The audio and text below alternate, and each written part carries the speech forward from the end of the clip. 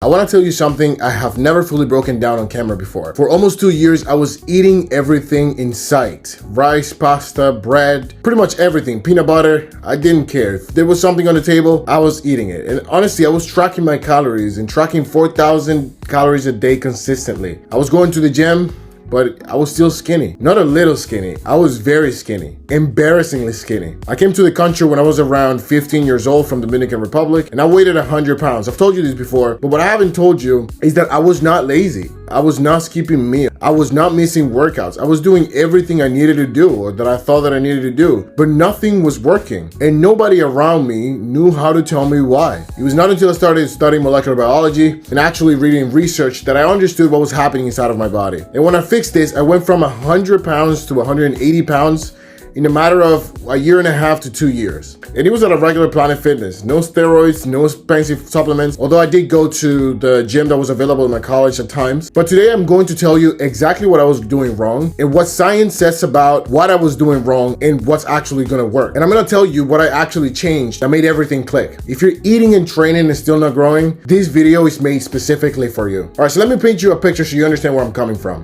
I grew up in the Dominican Republic where food was amazing. I mean, rice, beans, chicken, plantains, vegetables. I mean, if you know about Dominican food, you know we'd be cooking. It wasn't perfect by any optimization standards, but it was whole, natural ingredients. It was cooked from scratch every day. My mom is a great cook, and my body was used to that. But then I moved to the US at around 15, and the food environment was a little bit different, and it was hard to adjust to what it is here. Honestly, it wasn't what I experienced. Everything was cheaper, faster, a little more processed, and I was in school every day, so I didn't have time to go back home and get a nice meal from my mom. I had to eat whatever was offered at school. We were really poor. We lived in basically a closet in a bunk bed, my sister, my mom, and I. And I was 100 pounds. I hated being small. I felt invisible. People didn't even look at me. And honestly, I wasn't used to that. I'm an extrovert. And in the DR, I had lots of friends. I was very social. And I didn't really care about the way I looked. But then I made a decision that I was gonna change my body no matter what it took. So I did what every skinny guy does. I went on the internet and then I looked up everything that I could find. Please